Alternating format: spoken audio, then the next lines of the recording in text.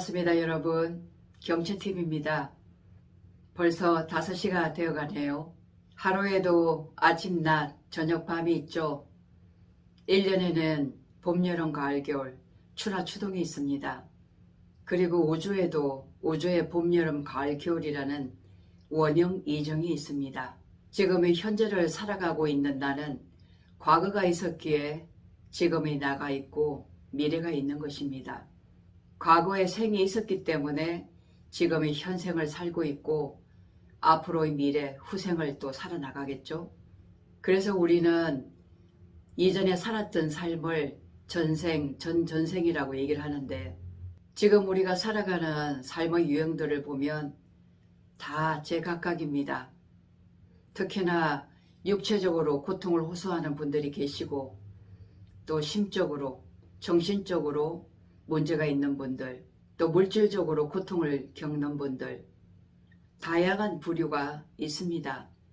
그것이 다 전생과 전전생과 그 이전 생에 우리가 뿌린 것을 지금은 그대로 거두어 나간다라고 볼 수 있는데 이것을 인과응보라고 하죠. 예수님도 뿌린 대로 거둔다고 말씀을 하셨습니다. 그래서 우리가 전생에 뿌린 것, 이것을 까르마라고 합니다. 까르마라는 것은 산스크리트어로 행위라는 뜻을 얘기하고 있어요.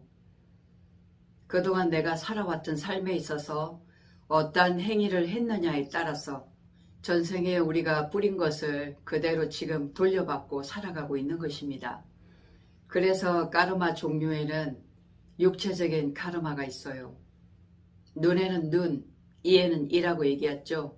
내가 상대방의 몸을 고통스럽게 했다면 현재 내가 그만한 육체적인 고통을 받고 있다는 것이고, 두 번째는 기간의 카르마라는 게 있습니다. 이것은 내 마음에서 상처받고 밖으로 표현하지 못하고 행동하지 못한 것을 내 내장 기관이 오장육부가 고통을 받고 있다는 겁니다. 그리고 세 번째, 상징적 카르마라는 게 있어요. 이것은 바로 죄의식입니다. 내 머릿속에 그 죄의식이 깊이 뿌리 박혀 있기 때문에 그것이 잠재의식 속에 남아 있어서 지금도 그것을 갚아야 된다는 생각, 죄값을 받아야 된다는 생각 속에 육체에 투영되어 고통을 겪는 것을 말하는 것입니다. 그래서 오늘은 이 윤회라는 책을 통해서 까르마에 대한 이야기를 좀 해볼까 합니다. 오늘 윤회라는 책을 한번 가지고 나왔습니다. 지나 서미나라 지음, 행복한 삶을 위한 마음의 공부. 여기 제4장 보면 육체의 카르마라는 게 있습니다. 죄를 갚으면 카르마는 사라진다. 이것에 대해서 오늘 얘기를 좀 해볼까 합니다. 자, 제4장 육체의 카르마. 절름발이, 귀머거리, 맹인, 불치병 등은 인간의 괴로움 가운데 아마도 가장 쓰라린 것이리라. 남이 그런 괴로움을 겪는 것을 보면 깊은 동정이 느껴지지만 자기가 그런 괴로움을 겪고 있고 또한 낫지 않아 슬픔을 맛볼 때는 왜 이런 일이 다른 사람 아닌 나한테 일어나는가 하고 인간에 대한 신의 섭리를 심히 의심하게 된다. 그렇죠. 내 자신이 다리를 쓰지 못한다든가 귀가 먹어서 소리를 듣지 못한다든가 전혀 앞을 보지 못하고 이러한 불치병을 겪게 되면 얼마나 살아가는데 삶이 고달프고 힘이 들겠습니까?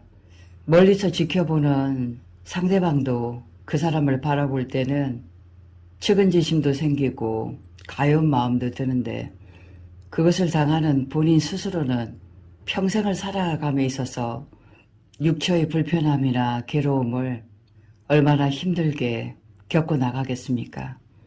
욥은 아주 의롭고 인내심이 강한 사람으로 알려져 있다. 그는 이 세상의 재산과 자식을 모조리 잃었다. 그것은 그의 마음에 깊은 상처를 주었고 그래도 그는 한마디 불평도 하지 않았다. 그러나 최후의 시련으로는 사탄이 그의 온몸에 징그러운 악창이 생기게 했을 때 욥은 드디어 신을 원망하고 절망의 비명을 지르면서 그의 괴로움이 무엇 때문인지 물었다. 저에게 가르쳐 주십시오. 그러면 제가 입을 다물겠습니다. 부디 제가 잘못한 바를 알려주십시오. 괴로움은 틀림없이 뭔가 그릇된 행위를 했기 때문이라는 신앙은 시대에 뒤떨어진 미신이라고 현대인은 무시한다. 오늘날에는 괴로움이 죄 때문이라고 생각하는 사람은 거의 없다. 그러나 케이시 리딩을 보면 미국의 체면 연구가죠. 설령 저의 원인은 드러나 보이지 않더라도 죄와 괴로움은 엄격히 인간관계에 있는 것이다. 케이시 리딩의 바탕이 되는 이 생각을 이해하려면 카르마라는 말의 뜻을 먼저 알 필요가 있다. 이 말이 죄와 괴로움의 인간관계를 나타내는 유일한 말이기 때문이다. 카르마는 산스크리트어로 원래는 행위를 뜻한다. 그러나 철학적 개념으로는 모든 인간의 행위를 지배하고 있는 인과율 또는 작용, 반작용을 의미한다. 인도의 브라만 철학을 따랐던 에모스는 이 개념을 보상의 법칙이라고 했다. 예수가 뿌린 대로 거두리라 그 한 말이 단적으로 이것을 의미하는 것이다.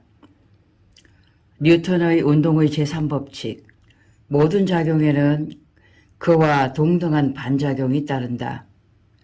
물리현상에만 적용되는 것이 아니라 도덕률에도 그대로 적용되는 것이다. 음양의 이치죠. 음이 닿으면 양으로 펼쳐지고 양이 닿으면 음이 되는 것과 마찬가지로 항상 음이 있으면 반대쪽에는 양이 대기하고 있다는 사실입니다. 수많은 카르마 중에 부메랑의 카르마라는 게 있습니다. 오스트레일리아 원주민들이 쓰는 무기인 부메랑은 던지는 적시 던진 사람에게로 되돌아온다. 그와 같이 남을 해치는 행위를 하면 그 행위가 그대로 메아리 쳐서 행위자에게 되돌아온다. 그 중에 한 예를 들어보면 태어날 때부터 맹인인 어떤 대학 교수가 라디오 방송에서 케이시에 관한 이야기를 들었다.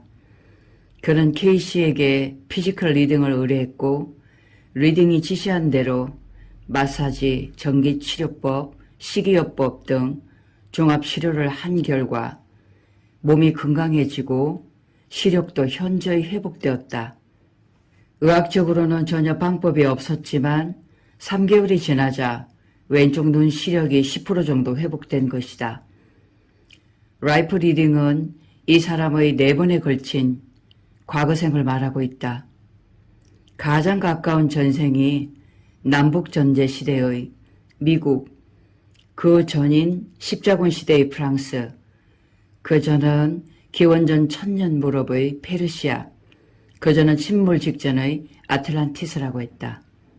현재의 그를 맹인으로 만든 영적 법칙, 이 카르마는 그가 페르시아 시대에 유발시킨 것이라고 한다. 그는 당시 불에 달군 인두로 적의 눈을 찢어버리는 풍습이 있는 야만적인 부족 중의 한 사람으로서 그 일을 직업적으로 담당했다는 것이다. 다음으로 주목할 만한 것은 한 미용사의 경우다. 이 여성은 1살 때 소아마비에 걸려 다리의 발육이 정지되었으며 결국 지팡이와 부목 없이는 걸을 수 없는 그런 몸이 되었다. 그녀가 이렇게 장애의 몸이 된 것은 카르마의 관점에서 보면 아틀란티스에 살 때 사람들의 다리를 약하게 만들어 남의 뒤를 겨우 따라 걸어다니게 한 것이 원인이라는 것이다. 그 때문에 현생에서는 자기 자신이 그런 꼴이 되었다고 했다. 부메랑의 카르마가 나타난 3번째 예는 40세 부인의 경우다. 그녀는 어릴 때부터 알레르기 증상으로 고통을 받아왔다. 어떤 종류의 식품, 빵, 그 밖의 음식을 먹으면 건초열 증상인 재채기가 나는 것이다. 또한 어떤 물건에 닿으면 주로 구두 가죽이라든가 유리 가장자리 따위를 만지면 옆구리에 심한 통증을 느꼈다. 오랫동안 여러 의사로부터 치료를 받았지만 소용이 없었고 다만 25세 때 받은 최면의 요법만은 효과가 있었다고 한다. 그러나 그 최면 요법도 약 6년 동안은 효과가 있었지만 그 후 다시 원래대로 되돌아가고 말았다는 것이다. 이 부인이 K씨에게 리딩을 의뢰한 목적은 병을 고치기 위해서였지만 K씨 리딩에는 까르마에 대한 다음과 같은 해설도 포함되어 있다. 이 사람은 전생의 화학자였다.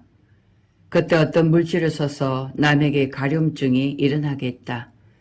그래서 현생에서는 자기가 그런 고통을 받고 있는 것이다. 또한 이 사람은 어떤 물질을 써서 숨을 내쉬면 심한 악취가 나도록 한 일이 있다. 그 때문에 그녀는 현생에서 어떤 종류의 금속이나 플라스틱, 어떤 냄새, 가죽 따위에 닿으면 중독 증상을 일으키는 것이다. 천연적 방법으로 만든 가죽일 때는 아무렇지도 않지만 그녀가 전생에서 남을 괴롭히려고 썼던 물질과 같은 것을 써서 만든 가죽일 때는 중독 증상을 일으키는 것이다. 육체적 영역에서의 두 번째 카르마의 종류는 기간의 카르마라고 부를 수 있는 유행이다. 어떤 시대의 어떤 내장기관을 혹사하면 다음 시대에 태어나서 그 내장기관의 복수를 받게 된다는 것이다.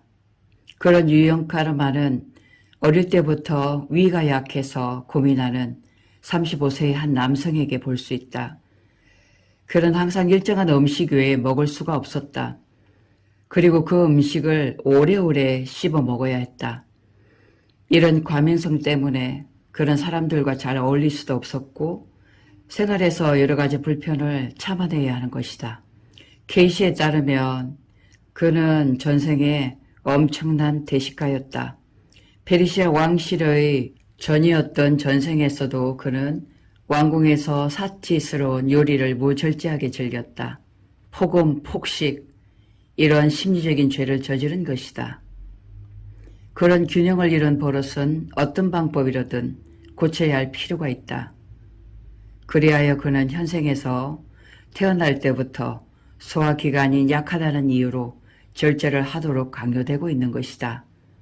K씨 리딩에 자주 나타나는 세 번째 육체적 카르마는 상징적 카르마라고 볼 수 있다. 이것은 질병의 원인이 되는 카르마로서 가장 놀랍고 흥미있는 것이다. 어릴 때부터 빈혈증에 시달리던 청년이 있었다. 아버지가 의사였기 때문에 모든 치료법을 시도해 보았지만 아무런 효과가 없었다. 이 기능장애는 뭔가 뿌리 깊은 카르마에서 비롯되었음을 암시하고 있었는데 사실 리딩은 5번이나 전생을 소급하여 페루에서의 전생에서 그 원인을 찾아냈다. 그는 페루의 전생에서 폭력으로 통치권을 빼앗아 스스로 통치자의 자리에 올랐던 것이다. 많은 피가 흘렀다. 그러므로 현생에서 자신이 빈혈증이 된 것이다. 라고 리딩은 말하고 있다. 정신신체의학의 임상실험은 감정의 긴장이 말이나 행위로 표출되지 못할 때는 흔히 일종의 기관 언어를 통해 몸에 상징적으로 스스로를 나타낸다는 것을 증명했다. 내장기관의 이상에서 오는 구토증이 아닌 것은 때때로 환자가 자신의 환경 속에서 이것저것 받아들여 소화할 수 없는 것이 있음을 뜻하는 경우가 있다. 식욕이 없어진 결과 심한 영양 실조가 된 환자는 육체적으로 굶주려 있는 것과 마찬가지로 정신적으로도 굶주린 경우가 흔히 있다. 이런 경우에 희생이 되는 기관은 환경 상태가 좋지 않아 마음에 불안이 생겼는데도 활발하게 일하는 경우가 많다. 그러나 체질이나 유전성, 그 밖의 요인도 기관의 선택을 결정할 수가 있다. 이렇듯 이른바 상징적 카르마와 정신, 신체의 기관 언어 사이에 어떤 밀접한 관련이 있는 것처럼 보인다는 점이다. 상징적 카르마의 경우는 그 사람의 의식 속에 자기가 저지른 죄에 대한 죄악감이 깊숙이 박혀있기 때문에 그 죄악감이 육체에 투영된다고 할까? 그것이 모습을 나타내는 것으로 여겨진다. 그리고 이때 희생되는 기관은 상징적으로 적절하다고 여겨지는 것이 선택되는 것 같다. 케이시의 파일에는 이처럼 상징적인 보복을 보여주는 예가 많은데 심한 천식 환자에게는 제 목숨이 짓눌리는 것 같을 때는 당신이 남의 목숨을 짓누르고 있는 것이다 라고 하였고, 기목을인 사람에게는 이제는 두 번 다시 당신에게 도움을 구하는 사람의 말에 길을 막아서는 안 된다고 주어졌다.